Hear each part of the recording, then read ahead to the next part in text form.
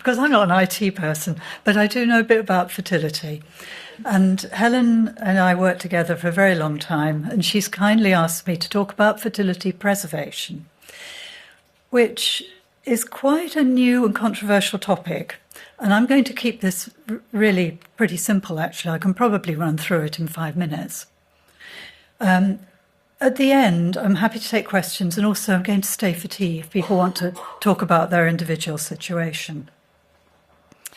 So the key question really is, what is the role of fertility preservation? Now, let's hope that this moves. Oh. Just isn't moving on. It's just going to be very, very slow, I think. So I'm really sorry, but I'll press on. So in terms of the role, the key question becomes, who needs it? And the take-home message is on this first slide. It may be helpful if you're having chemotherapy, treatment for brain cancer, but it isn't needed if you're just having radiation treatment for a brain tumour. That's a very local effect. Chemotherapy is different. It's got a direct effect on the ovaries and the testis because it's given into a vein. It goes all around the body. It kills dividing cells. And the sperm production cells and the developing egg cells are in the process of cell division, so they get affected. So infertility is a well-known, recognized side effect of having chemotherapy. Potentially, it could reduce the number of sperm, or there might be no sperm at all. It often reduces the number of eggs, and if enough of it's given, there'll be no eggs. But that differential effect, that depends on what drugs were used, how much was given, and also how old you were when you received chemotherapy. And especially for girls, actually, younger kids are more resistant to the side effects. So because there are so many regimens of chemotherapy, and individual care is different, it's really important to get individualized advice. So chemotherapy will involve an oncologist, and asking that oncologist is probably the wise thing to do. Some of you may know what treatment you've had or what treatment your children's had. If the drugs included cyclophosphamide or lomustine, they're recognized to have effect on fertility more than the other drugs. But as I said, you need individualized advice. So if one's in this situation that this treatment is about to be given, potentially it could affect production of future fertility, what can you do? Well, for men and for boys, sperm banking is very well established, and we can also store testicular tissue. I'll talk more about it in a moment. For women and girls, the equivalent is that we can store eggs. That actually has only been around about 15 years in a successful format, and we can store ovarian tissue. And if a couple are adults and they know they're going to want a child, actually we can store embryos.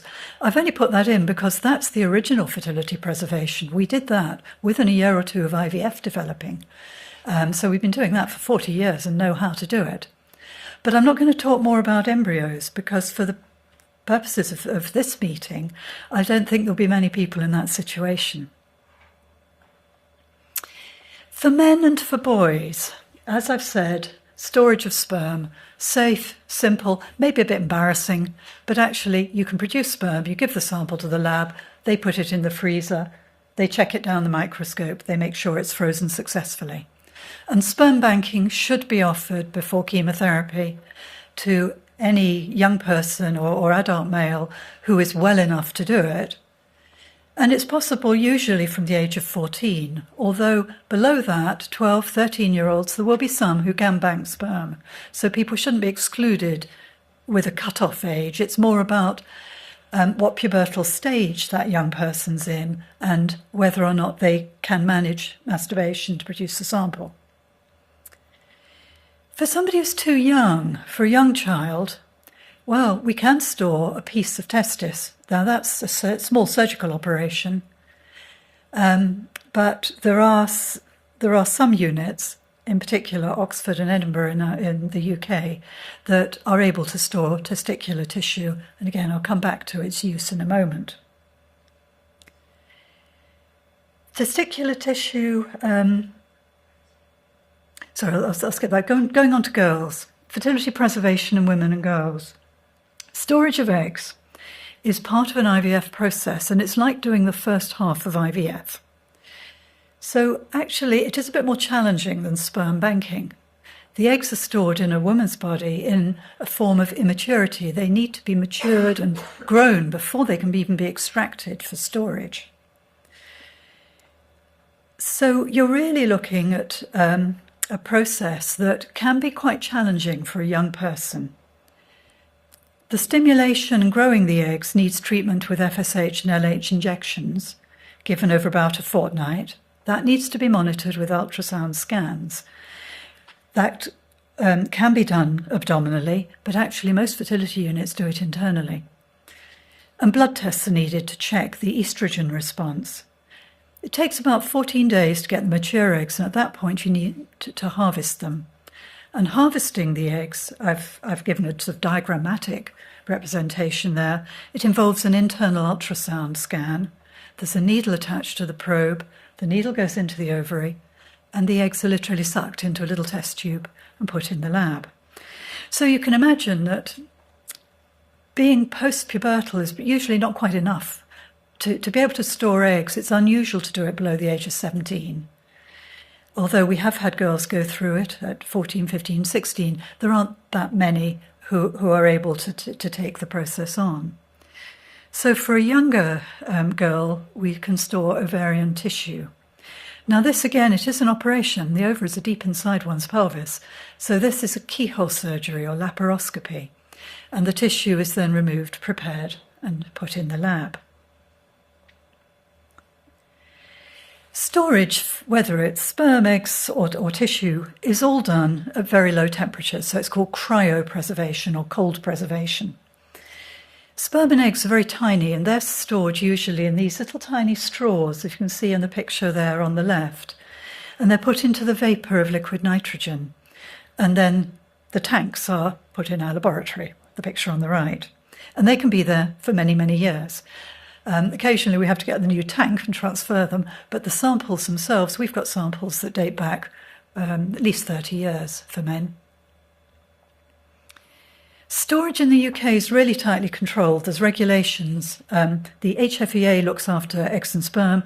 The HTA, which is the tissue authority, looks after tissue. And storage should be available on the NHS. It's a slightly moving field because ovarian and testicular tissue is quite new, and the funding is only coming in from the beginning of April this year. But for egg and sperm storage for adult or teenagers, storage is well established. Funding should be available nationally. And in general, it's for 10 years in the first instance.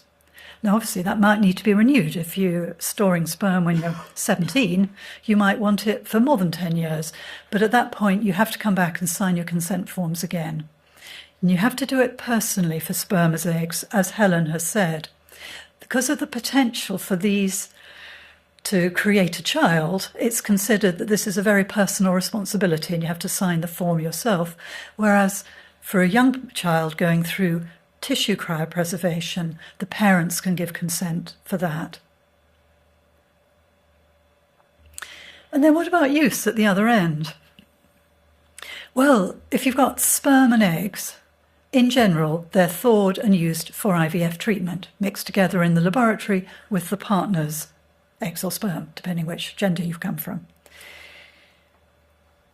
There are a few men who store sperm where they have a really good count and they can come in more than once before their treatment. So we've got reasonable amount of sperm stored where their partner might just be able to have insemination, but not that many. In general, it's straight to IVF treatment with the stored samples.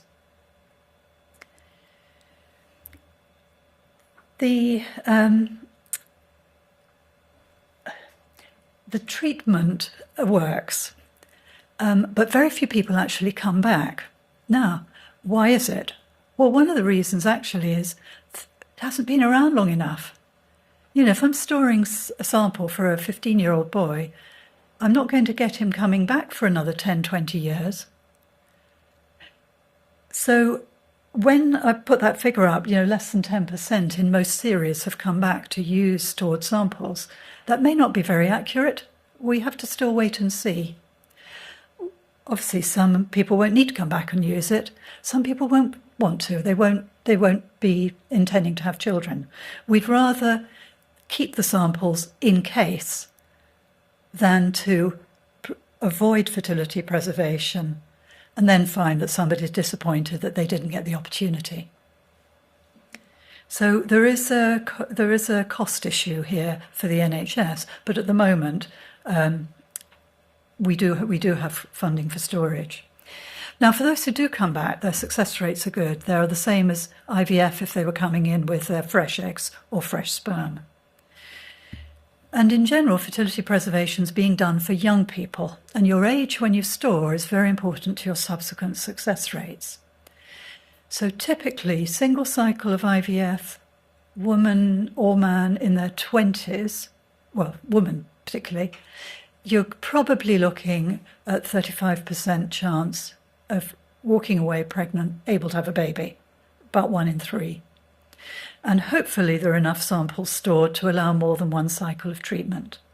We've talked a bit about funding for treatment earlier, so I won't go into too much detail, but it's really important to know. Funding for storage, tick, yes. Funding for treatment, question mark. You have to meet the criteria for NHS funding at the time, or else consider doing it privately.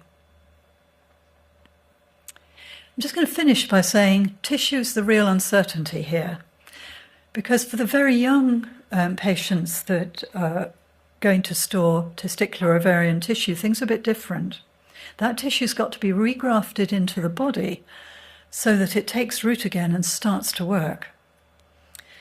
This is still quite new. Ovarian tissue has been around longer than testicular, and with ovarian tissue, our experience is in cancer patients, it's not in brain tumours, but there are several hundred pregnancies around the world in many centres and many countries. Testicular tissue has not yet been shown to give pregnancy, except in animal research. But there is active work going on, and actually in Edinburgh a trial is just starting to regraft testicular tissue for young men who have stored it, having had childhood cancers. But it's going to be a while yet, it's still under research. So if we're storing now, we're doing it with an explanation to the families that this is still an experimental technique. We hope it will work in the future, but it does give an opportunity.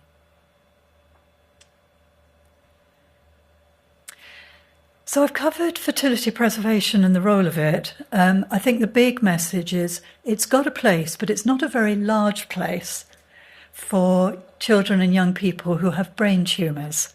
And it's really specifically for those who are going to have high-dose chemotherapy. And in that group, it could really make a big difference.